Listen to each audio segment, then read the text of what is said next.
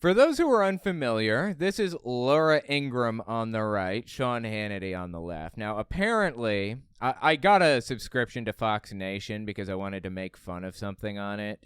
And so now I'm stuck with it for the next 30 days. So you guys get to watch the stupidest Fox News garbage you've ever seen in your life. Anyway, that's why we're here watching Laura Ingraham, the Laura Ingraham Show. Now, Sean Hannity comes before Ingraham, I believe, and he's kind of helping her transition into her show.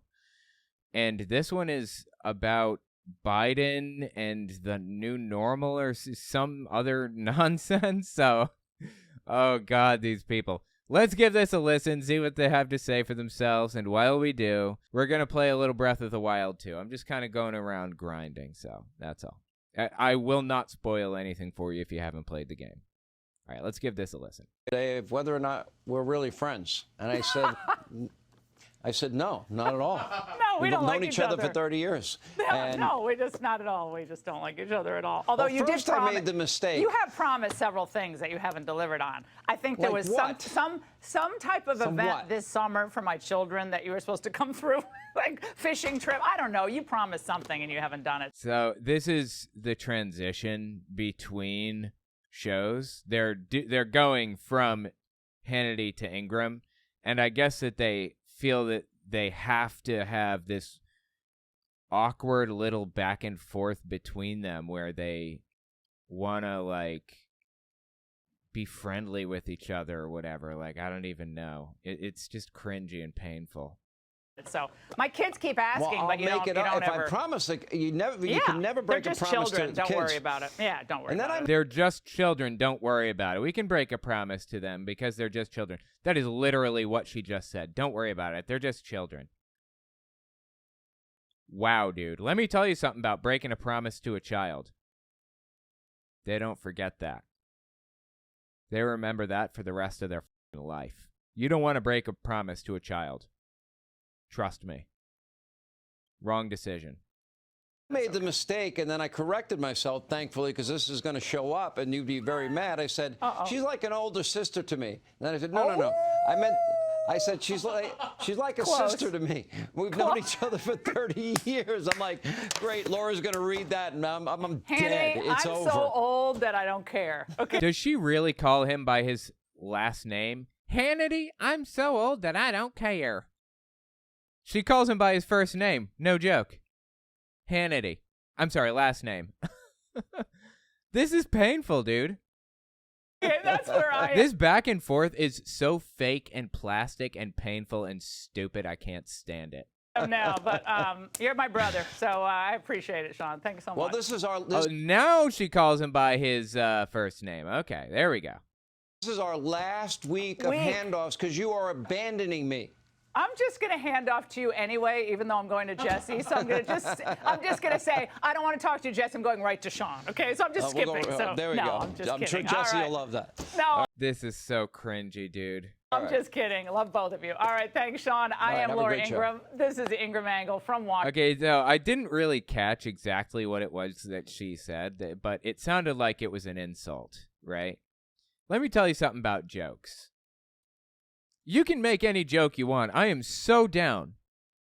I am immune to being offended by any joke, ever. Period. I'm not offended by jokes. It just doesn't happen. Doesn't hurt me. Say any joke you want. I'm not offended by it. I may not find it funny. I may think it's disgusting, but I'm not offended by it. I may think you're a idiot because of it, but yeah. I used to tell dead baby jokes, okay? I'm not offended by anything, but jokes tell something. They tell a story about who you are, about what you believe. They tell me what kind of person you are and how you feel about certain things. So if you make self-deprecating jokes in all seriousness, that tells me something about how you feel about yourself. You really view yourself that way. Oh, I'm sorry. I'm just like an annoying person, so just ignore it. I mean, it comes across as a joke, or you're trying to give it to me as a joke. But when people say things like that, more often than not, it's real.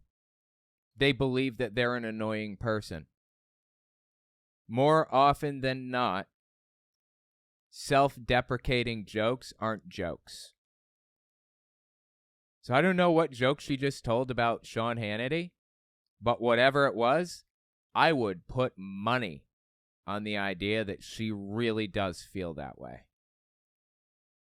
Let's see if we can step back, because I think they have rules about how many times you can rewind. See if we can hear it again. Hey, even though I'm going to Jesse, so I'm just gonna say I don't want to talk to Jesse. I'm going right to Sean. Okay, so I'm just skipping. So there we no, go. I'm just I'm sure kidding. Jesse All will love that. No, All I'm right. just kidding. I love both of you. All right, thanks, Sean. So she made a joke about not liking Jesse. That kind of tells me that she, it was like a deprecating joke. It sounds like she really may have a problem with Jesse. Again, it's not a hard and fast rule. Sometimes it's not true. Sometimes it is true. Just kind of depends on the situation. But by and large, if you're making a self-deprecating joke, there's probably some truth to it. Honestly, not self-deprecating. If you make a joke, period. If you make a joke, there's probably some truth to it. A little bit. That's why anti-trans jokes are ultimately so offensive to so many people. Because there's truth to it. You know what? If I told a trans joke, nobody would care because everybody knows I'm not transphobic. And they would take it in the spirit that it was offered as a joke. Joe Rogan makes a trans joke. It's taken very differently because they happen to know what his views on this stuff are already. I am Laura Ingraham. This is the Ingraham Angle from Washington tonight. The new normal, it strikes again. That's the focus of tonight's angle. Now, remember what the anti-Trump forces promised us in 2020? Who are the anti-Trump forces? If Democrats won, things would go back to regular order. The country would be more united. Things would go back to normal. They want to... Okay, well, people were reaching for normal, yes. Donald Trump, here's something we discovered when Trump was the president. Just about every custom and rule and law and expectation and everything in government, as it turns out, aren't laws. It's just tradition. It's just the way that we do things. And as it turns out, if you don't want to do things that way as the president, you don't have to. That's dangerous. That's bad. That is a recipe for disaster. There should be laws about this stuff to protect people, to ensure that people are going to follow the rules and not take advantage of their situation, basically. That's the bottom line. Now, Donald Trump broke tradition after tradition, rule after rule. But again, there weren't really any laws in place for him to violate in some cases. Like, he could do whatever he wanted, and there's nothing anybody could do to stop him because there were no laws about it, because nobody thought that a president would be so brazen as to do the things that he did. Not to mention the fact that Trump kind of set a culture of being a scumbag. He was willing to be a scumbag, and everybody around him was willing to be a scumbag. I didn't know the birds could scare the fairies away. Anyways, Trump was willing to be a scumbag. And that rolls downhill. When you're a scumbag, or whatever culture the guy at the very top sets, is the culture that everybody else follows, without fail. So Donald Trump sets a culture of being a scumbag and violating the rules little by little. That's what everyone else is going to do too. That's just how it works. That's how it's always worked. That was one of the main complaints from Republicans when they found out that Bill Clinton did all that stuff with Monica Lewinsky. Well, it's the kind of situation where the guy at the very top is taking advantage of a woman, and everybody knows that when, the guy at the top is setting the culture. So if the guy at the top is taking advantage of women, that's going to roll downhill. Everybody all along the line is going to take advantage of women too. And actually, that's true. That's true.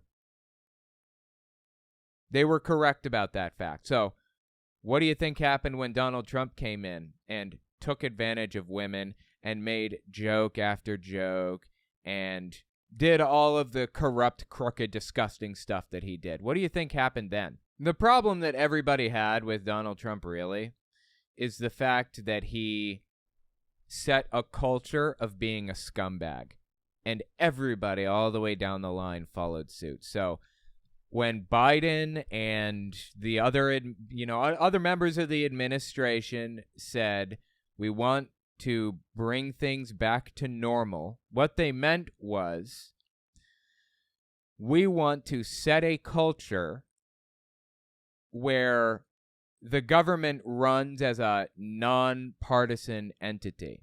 The government runs as effectively a system that is not made up entirely of scumbags.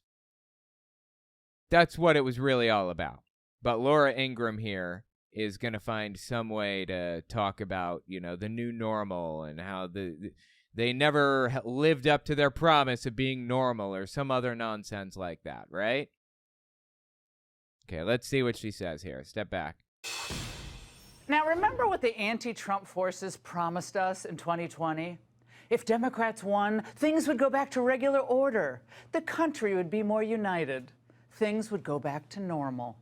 Well, they promised that we wouldn't, it wouldn't be led by a scumbag, and the infrastructure of the country wouldn't be run by partisan nutcases. It would be run by nonpartisan actors who were willing to just do their job, no matter what that job happened to be, no matter who needed to be charged with a crime or imprisoned, no matter who needed to be prosecuted, whatever.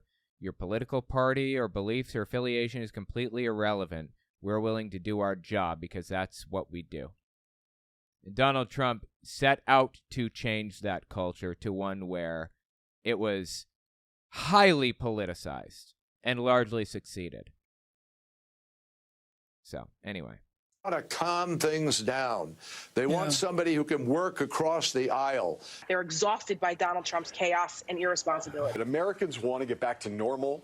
They want there to be safety. Yeah, I don't know who, I only know who one of those people were. And all of those clips were clip chimps. They were all taken out of context. So, yeah. Yeah, because you're normal. All right, well, let's just go through how normal things are today. Cocaine found in the White House. Well, oh my God, dude. This is like the top story that anybody has to talk about right now. Apparently, suddenly, Laura Ingraham deeply cares about cocaine. It's like the forefront of her mind. It's the only thing that she thinks about. The fact that there was cocaine found in an area of the White House where visitors commonly, circulate. Where visitors commonly circulate through. It could have been anyone's cocaine. You know whose cocaine it wasn't? It was not Hunter Biden's, because Hunter Biden doesn't live at the White House, and to my knowledge, doesn't even visit the White House. Also, he does crack, or did crack, not coke. Back in the day. They're very different drugs, for the record. And it's also not Joe Biden's. You know how I know? Because Joe Biden doesn't do coke. Simple as that. I have seen absolutely no indication that Joe Biden does coke, and honestly, neither have they. They won't admit this right now, but they've seen no indication of Joe Biden being wired or high energy or strung out or excited or any of that stuff. I'm talking the hosts on Fox News have seen zero evidence of that. You know how I know? Because all they talk about is how low energy Joe Biden is, and how is he even mentally with it? Does he know how to talk? He makes so many mistakes. That's like all these people talk about. They can't have it both ways. Either the dude is slow and low energy and all that other garbage, or he's wound up like a spring and almost like he's on coke. So it wasn't Joe Biden's. It wasn't Hunter Biden's. Otherwise, I don't care. Yeah, run the investigation. Find out whose it was. Give them the appropriate punishment. For the record, I think drugs should be decriminalized, but whatever. Okay, you want to run the appropriate punishment? All right, give them the appropriate punishment, what you believe to be appropriate, and move on with your life. This is not, somebody finding coke residue on a table at the White House in an area that's highly circulated by visitors does not deserve the level of attention that it's receiving right now from nearly every single Fox host, every single Newsmax host, One America News host, Flashpoint host. That's literally, they've devoted hour-long programs to finding coke at the White House. Oh my God, who cares? Okay, so they found coke at the White House. Great. Cocaine found in the White House. Well, only a few days after the Secret Service bombshell, the media was already declaring that it's unlikely that we'll ever know whose cocaine it was. Wait, who is the media, quote unquote? Who are you talking about? Who said that? I don't ever remember hearing that. This is a neat little propaganda trick that she runs. Did you catch what she just said? The media declared it's unlikely we'll ever know whose coke it was. Who? You didn't even give us a quote on screen. You just claimed it brazenly. Who said that?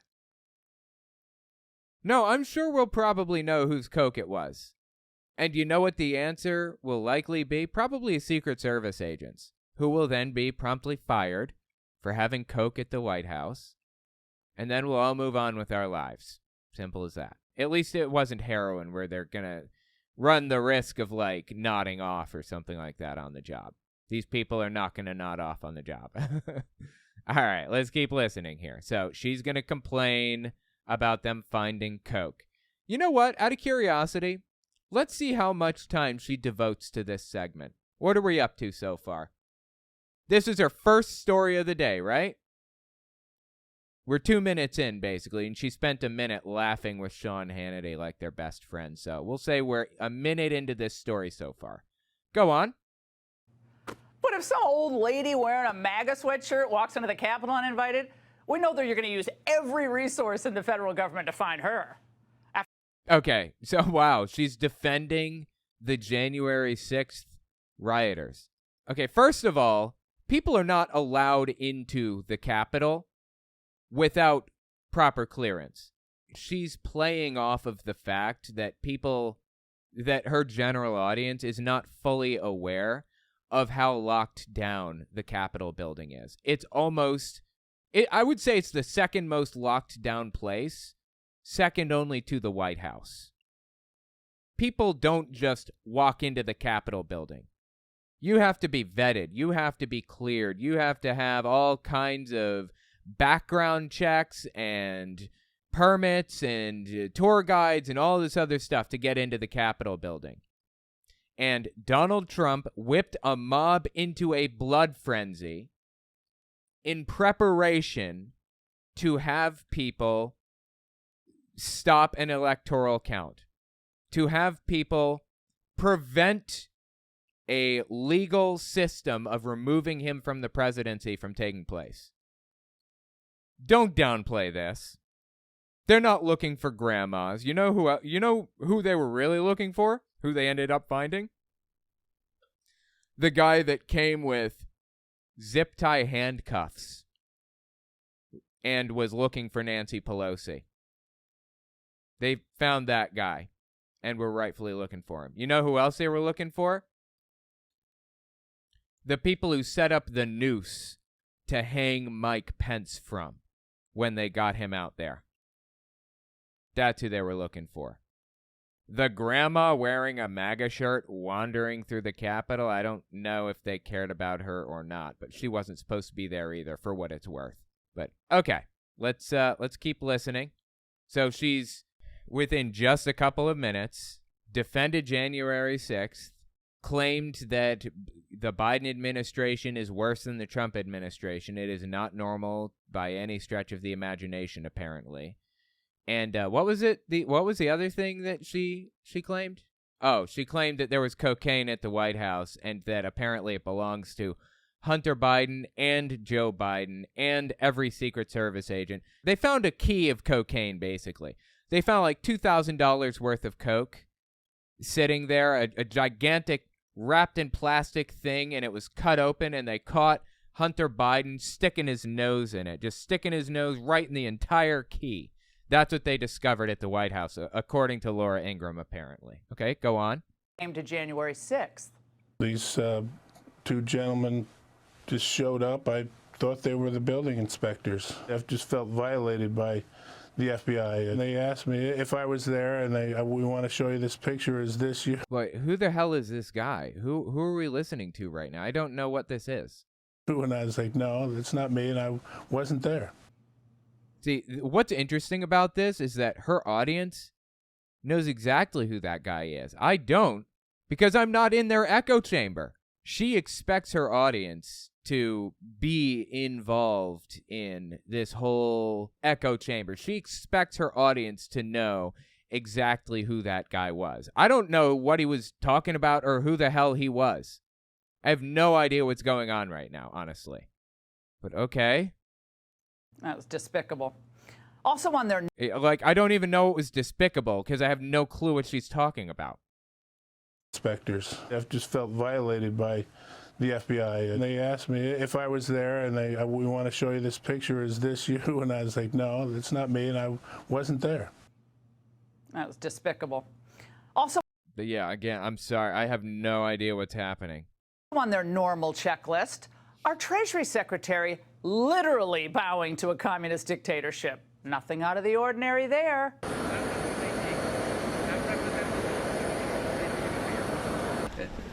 Okay, so Treasury Secretary is Janet Yellen. She's an incredibly intelligent person and knows more than you or I will ever know about economics. Like, oh my God, is she smart? Now, she has guided us out of one of the most difficult economic recoveries maybe in human history, coming out of the pandemic this way. She knows exactly what she's doing. She's an extremely intelligent person. I have deep respect for Janet Yellen. So what are they complaining about right now? They're complaining about the fact that when Janet Yellen went to China to meet Chinese, diplomats or whatever, they shook her hand, a Western way of showing respect, and as they shook hands, she bowed a little bit, an Eastern way of showing respect. So they were showing respect to each other. What they're complaining about right now is the fact that the Treasury Secretary showed respect to people. What was it that Laura Ingraham... Did Laura Ingraham ever say anything about it when Donald Trump literally saluted a North Korean general?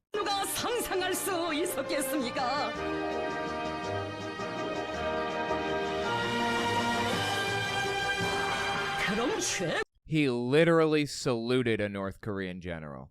Donald Trump did. No joke. That just goes to show you that Trump actually had no idea what he was doing or what he was supposed to do or even how to do it for that matter. So what did Laura Ingraham say about it when Donald Trump saluted a North Korean general? Nothing. She didn't say a goddamn word. Anybody surprised by that? Okay, Laura, so tell us more about how outraged you are by the fact that Janet Yellen, our Treasury Secretary, showed respect to our Eastern partners in China as they showed to us by shaking our hand. They shook our hand. she bowed to them. That's called respect. That's just unacceptable, apparently, to Laura Ingraham. All right. Keep telling us about it, Laura.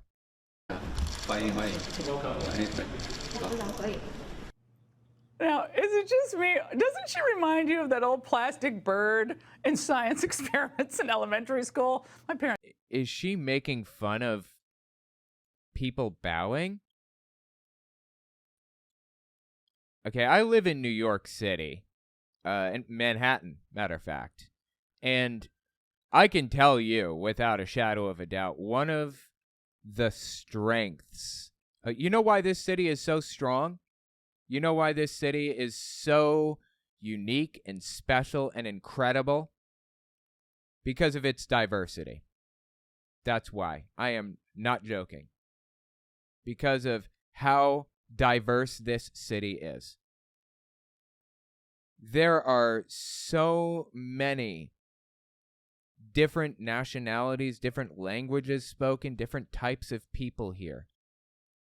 I walk down the street and I see a Sikh and a Muslim and a Chinese person, a Japanese person.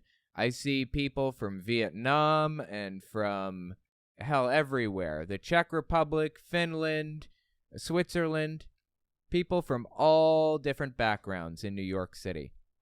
That makes this city strong. Diversity, in all seriousness. That is why this city is strong. Because of our diversity. That's what makes this place so special. You know that my kid, her best friend is Chinese and normally speaks Mandarin at home with her mom. So when my kid goes over to hang out with her best friend at her house, which is reasonably often, you know, they hang out a lot. Anytime she and her mom interact, it's in Mandarin. And as a result, my kid is picking up a little bit of Mandarin. And she's using Duolingo to learn more. She wants to know Mandarin. She wants to be able to speak it with her friend and her friend's mom. She knows some words, you know, sorry, thank you, hello, how are you, that type of thing. That's the type of shit that makes this country strong. Diversity, being different from each other and learning from each other. And what's Laura Ingraham doing? She's acting like Chinese, or she's straight up saying when Chinese people bow to each other, they look like those birds that are trying to drink water out of a cup or whatever. Ingraham lives here in New York City too, by the way. What a disgusting fucking analogy. What a disgusting way to view your fellow humans. Having a diversity of culture, having different cultures around you, makes you stronger as a society, not weaker. It makes you stronger. Is it just me? Doesn't she remind you of that old plastic bird in science experiments in elementary school? My parents never got me that, but that was kind of the cool thing. And our esteemed Secretary of State, Antony Blinken, his "thank you, sir, may I have another" moves are apparently very normal, too. As I've said, we are not about decoupling. We're about de-risking and diversifying. So I have absolutely no context to understand what's happening here. I don't know why this is relevant at all.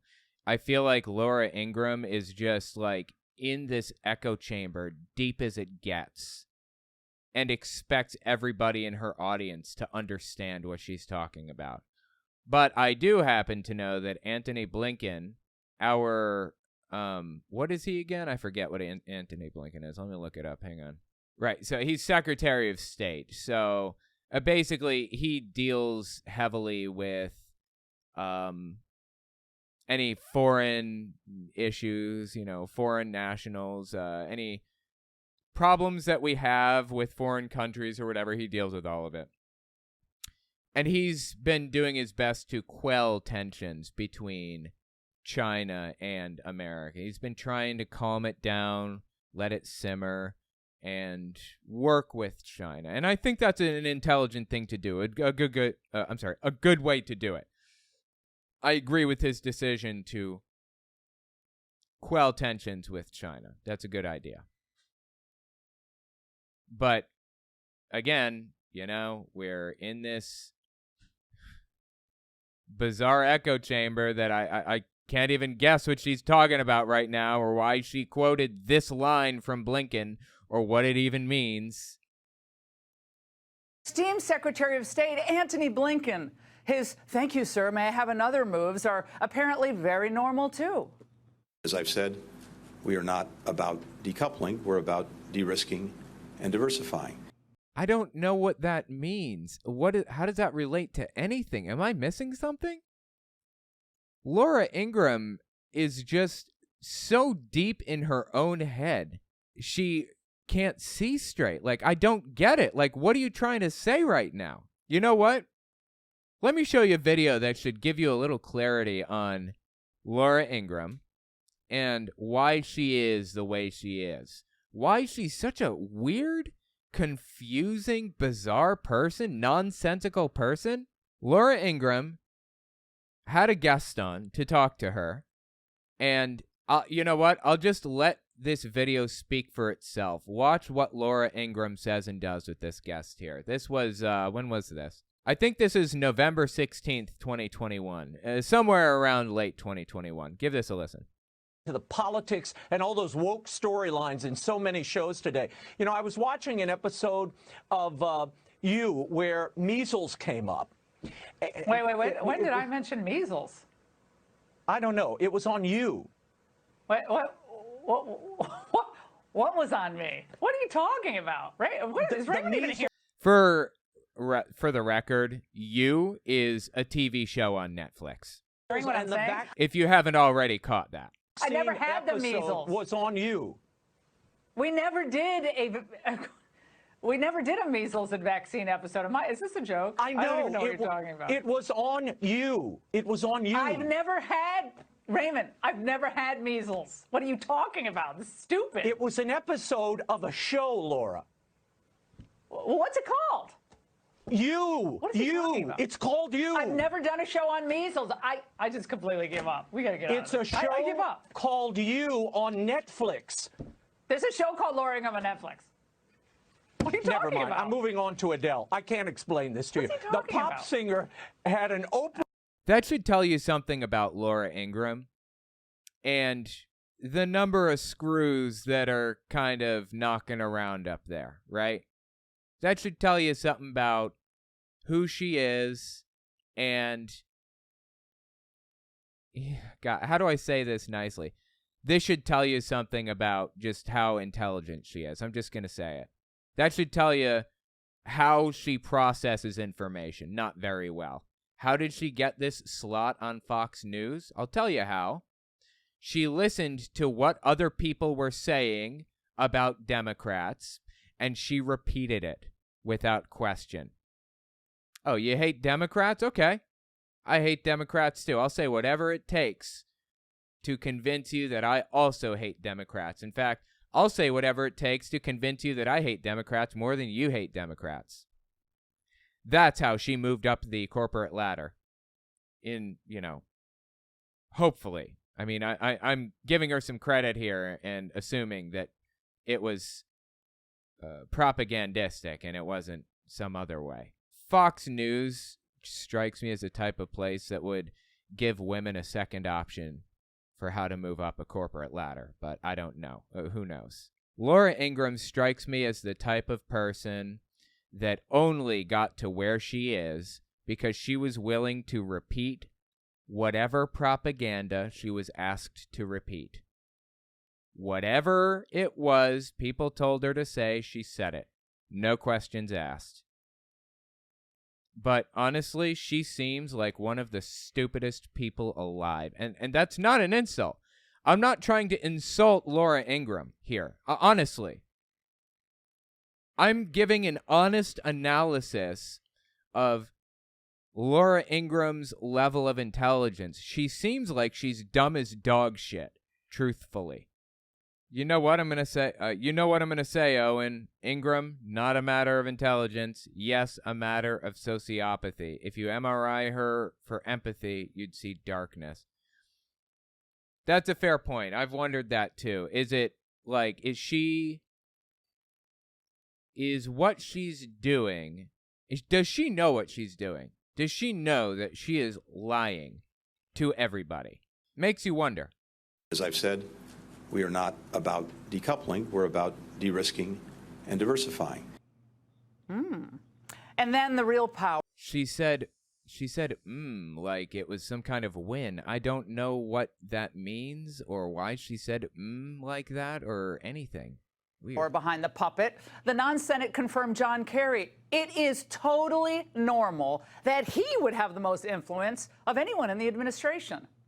Man, he's giddy about his upcoming travels, ready to do the full Monty on climate issues. At this point, Kerry should be up for some sort of Lifetime Achievement Award for helping the CCP. Okay, I don't know what they're talking about, John Kerry helping the Chinese Communist Party or whatever, but John Kerry is actually an extremely competent and intelligent person and very well qualified for any job you give him. Do you know that this guy, he ran for president against Bush in 2004. Do you know that this guy negotiated the Iran deal? Seriously. A deal that was notoriously impossible to negotiate, and he negotiated this deal. John Kerry is a truly deeply impressive person. Deeply intelligent and a deeply good negotiator. You think Trump is a good negotiator? Oh, no. Trump's a idiot. John Kerry knows what he's doing. Trump, I try not to insult people, but Trump is the one exception I will make. And I'll try not to do it too often, but Trump is a idiot, in all fairness. It's an honest assessment, but it was also an insult. All right, let's keep listening here. She's insulting John Kerry, apparently, for some reason. Somebody who is, honestly, 15 times more intelligent than I am, and certainly more intelligent than Laura Ingraham is. Right? Is Raymond even hearing what I'm saying? I never had the measles. Was on you. We never did a measles and vaccine episode. Is this a joke? I know. I don't even know what you're talking about. It was on you. It was on you. I've never had measles. What are you talking about? This is stupid. It was an episode of a show, Laura. What's it called? You. What is he talking about? It's called You. I've never done a show on measles. I just completely give up. We got to get out of It's a show I give up. called You on Netflix. There's a show called Laura Ingraham on Netflix. The point is, John Kerry is far, far more intelligent than me or certainly Laura Ingraham.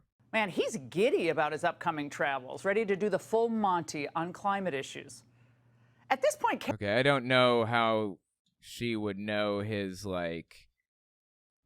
disposition about doing traveling or whatever, but okay. Kerry should be up for some sort of Lifetime Achievement Award for helping the CCP.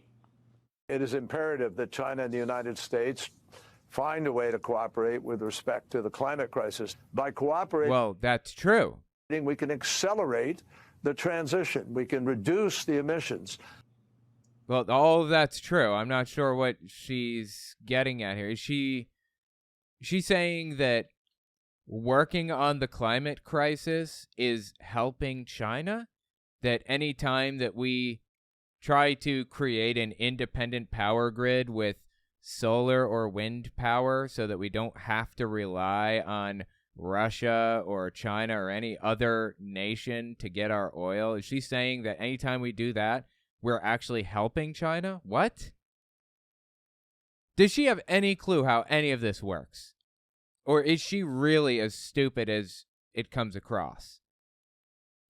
I mean, I'm not insulting Laura Ingraham here. This is not an insult. Really. I am honestly assessing Laura Ingraham and the things that she says and does and believes. Is she this stupid? Is she as stupid as she seems to be in that one clip about her talking about the show You. Was this a joke or was she serious? I don't know. What's it called? You. What is he talking about? It's called You. I've never done a show on measles. I just completely give up. We gotta. Is she really that stupid? It's so hard to know if it's a bit she's playing. This is all normal. And certainly we know it's normal that the president and his family get rich because of his official position. That did not happen. Biden did not get rich. Neither did his family members. None of them got rich because of Biden's official position, for the record. Like, this is just made up. You know how much money Biden made last year? We know because he gave us his tax returns. We know exactly how much he made. It was, how much was it? Okay, in 2021, I guess, is the most recent year that we have because it's staggered. I don't know. $610,000. I'm sorry. $610,000 in a year. Now, yeah, that's a lot. That is a lot of money. But it's no $250 million. It's no $6 billion. You know what it certainly is not? It's certainly no $2 billion, which is what Jared Kushner got from the Saudi Arabian government. For what? Got me? We'll never know. Don't have any clue. Don't know what Jared Kushner got that $2 billion from Saudi Arabia for. You know how long it would take to count that money? If you counted it one at a time? It would take 62 years to count. That's how long. It takes 11 days to count 1 million, 31 years to count 1 billion, 62 years to count 2 billion. There were 2,639 billionaires in the world until the Saudi Arabian government or the Saudis or whoever it was gave Jared Kushner $2 billion. And then it became 2,640. What did he do for $2 billion? Could people do anything that's worth that kind of money? Is there something that somebody could do for another human being that would be worth $2 billion? Anyway, the point is, she's talking about Biden getting his family getting rich off of whatever. Biden's family didn't get rich off of his position. Biden's family didn't profit from his position in any way, to my knowledge, unless there's some secret document you're hiding in your ass. Donald Trump's family, on the other hand, most definitely did. Now, let's not forget what Hunter is quoted as saying in that WhatsApp message. The Biden's the best at doing exactly what the chairman wants. Okay, I don't know if this is even true. I don't know where she got this. I've never heard this before in my entire life. It sounds made up, probably is made up. Be skeptical of literally everything that Laura Ingraham says, because I've already heard her lie like 16 times. But no matter the evidence, no matter the whistleblower testimony, the press does not give a rip. It's based on a WhatsApp. Well, I mean, I need hard evidence. I need real evidence, not lies, which is what she peddles. That's all. But no matter the evidence, no matter the whistleblower testimony, the press does not give a rip. It's based on a WhatsApp. We don't know. She says this as though she's not the press. The verification of that. We don't know whether Hunter was exaggerating. I read that statement, and I find it to be awfully flimsy on which to build any sort of an investigation. Oh, do you? No, I mean, feel free to investigate. I'm perfectly fine with that. Investigate Hunter Biden and, hell, investigate Joe Biden until the cows come home. I don't care. Investigate whoever you want. If there's wrongdoing, put him in jail. I have no emotional attachment to Hunter or Joe. If Hunter or Joe did something wrong, put him in jail. Can you say the same about your buddy Trump? Of course not. Honey, well, now substitute Don Jr. for Hunter with the same set of facts. Think it'd be... No, put him in jail. If they did something wrong, put him in jail. I don't care. Substitute anybody you want for anybody you want. It doesn't matter. If Don Jr., Eric, Donald Trump, Joe Biden, Hunter Biden, anybody, if anybody did something wrong, put them in jail. Period. See how easy that is? Can you say the same, Laura? Of course you can't. Trying to validate, the WhatsApp message. Now, and speaking of inconvenient facts, the fact that our border is totally open for cartels. No, it is not. The border is not open. The border policy right now is almost exactly the same as it was under Donald Trump, except, to my knowledge, we are not separating children from their parents anymore. That's really the only difference. Oh, yeah, and we're not using literal whips on people anymore from horseback, to my knowledge. So, those are the real only differences. Border is just as open as it was under Donald Trump, which is to say that it's not. And it hasn't been.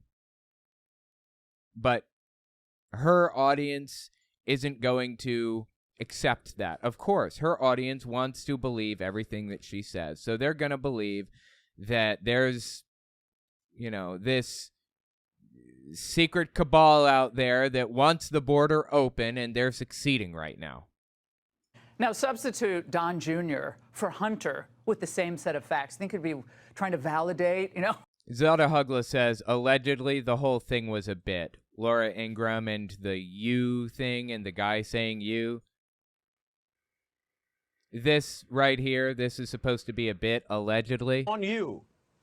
We never did a measles and vaccine episode. Is this a joke? I know. I don't even know what you're talking about. It was on you. It was on you. I've never had. Allegedly, it was a joke, or it was a bit that they did. That could be.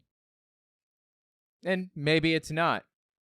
But one thing I can tell you for sure, Laura Ingraham appears to be dumb as dog shit. And again, that is an objective analysis, not an insult. I'm not trying to insult her.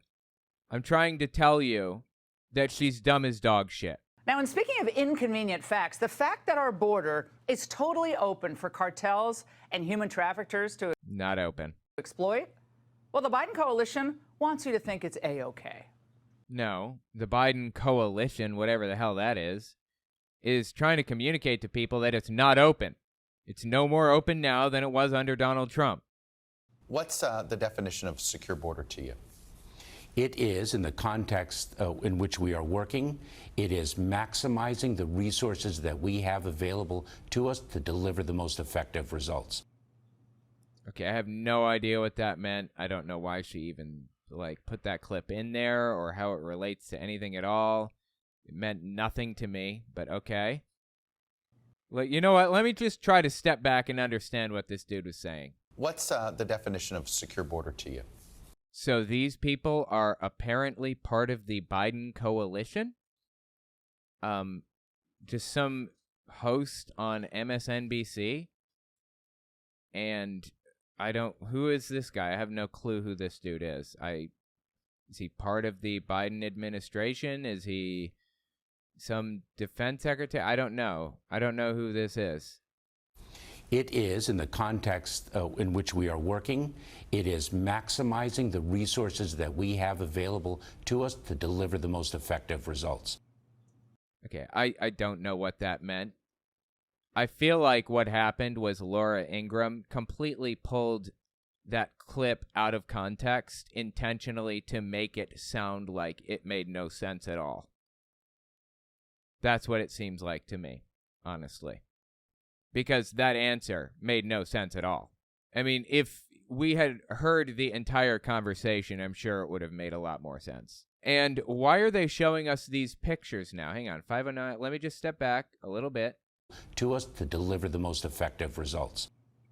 Okay.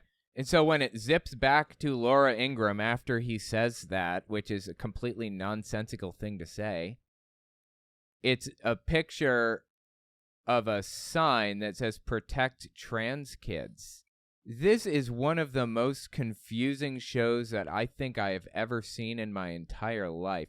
I have never watched Laura Ingraham before. This is my first time. But holy Christ on a cracker, is this confusing as hell. Like, weren't we just talking about open borders or something? What are we talking about now? And from crossing the border to cross-dressing. We all know it's totally normal for men to pretend to be women and perform in front of children. Okay. So what she's talking about is, it's not cross-dressing, quote unquote. It's not being trans. Has nothing to do with being trans. I don't know why she held up that trans something something sign, whatever the hell it said. But drag queen shows are not, have nothing to do with people being trans, FYI.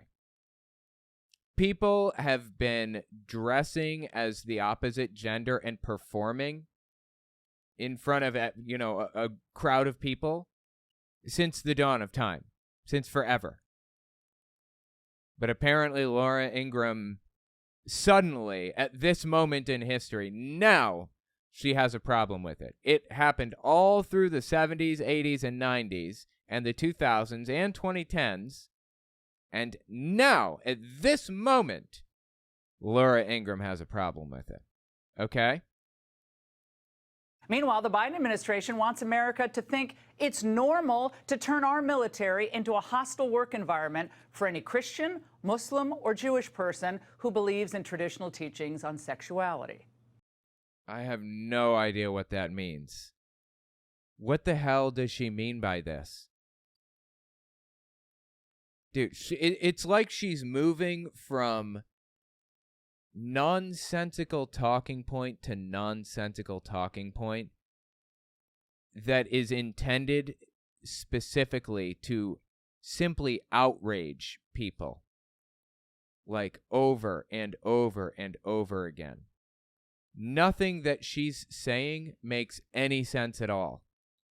I feel like she lives in this echo chamber with all of her watchers, and they all know exactly what she's talking about, and that's it.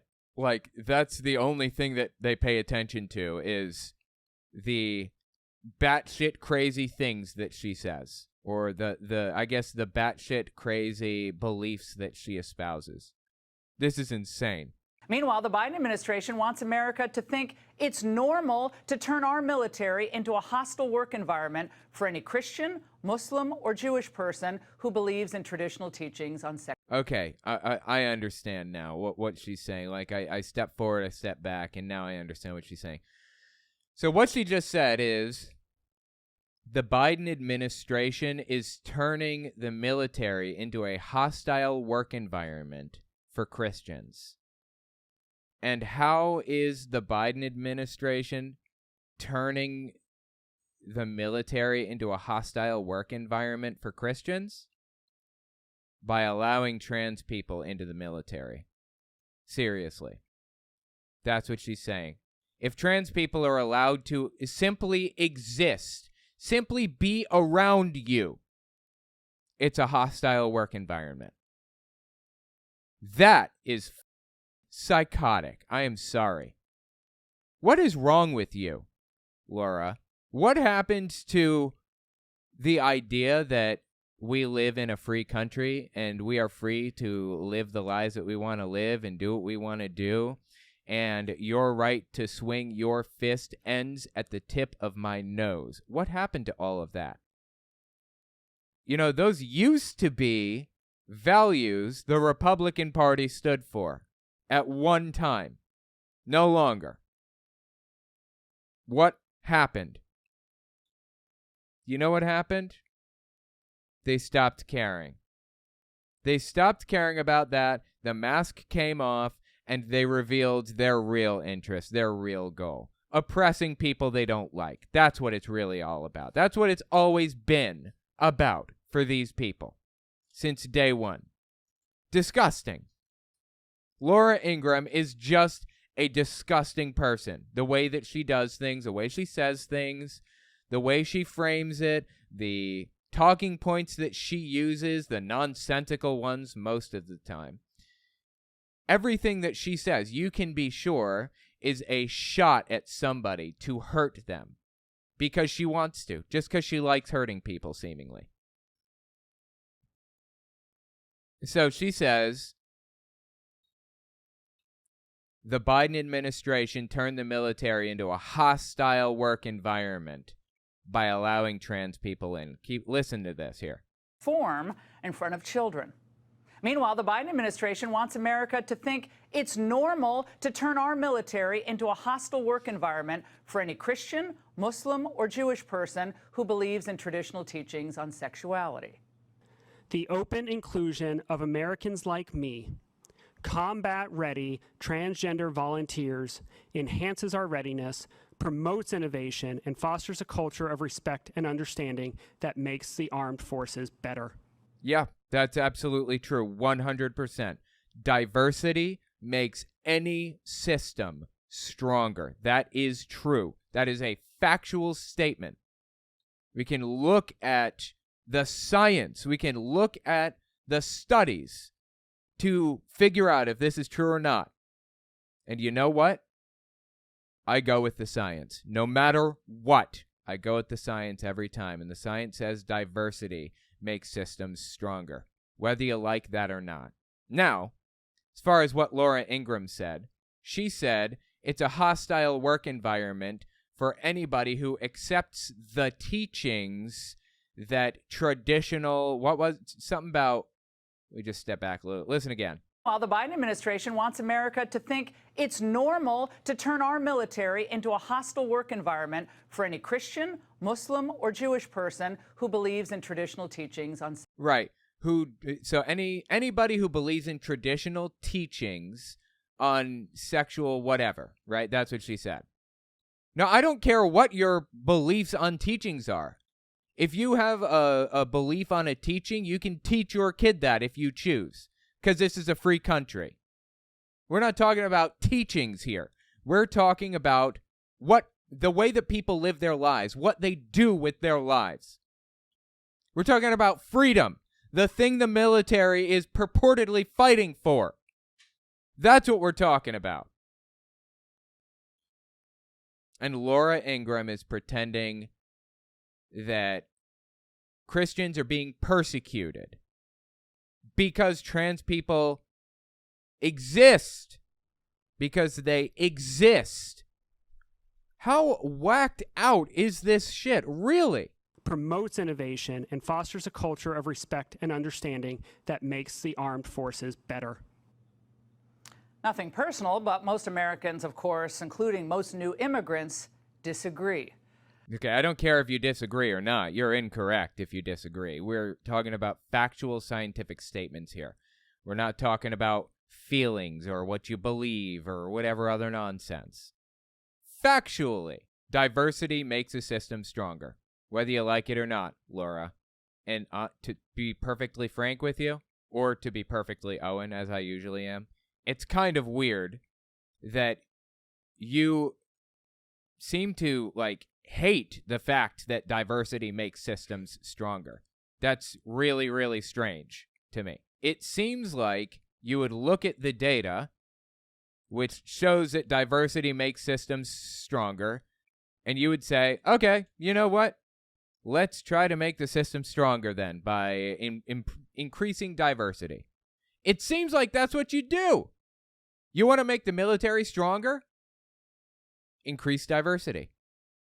She doesn't want to make the military stronger. She doesn't want to make the country better. It's clear now to everybody, right? Do I even need to say it? She wants to make the country whiter. Not stronger, not better, whiter.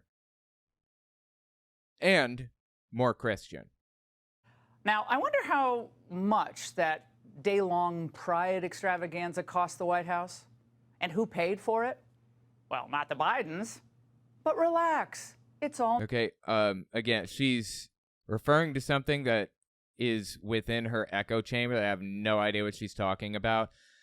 Apparently, the people within her echo chamber are aware of this. I'm assuming that she's saying that there was some kind of a barbecue that Biden had to celebrate Pride or Pride Month. Like, there's a one-day, a little barbecue that was had at the White House or whatever. Is that what she's referring to? I would say that Biden probably used some of that $400,000 that he's paid to be the president of the United States. That'd be my guess.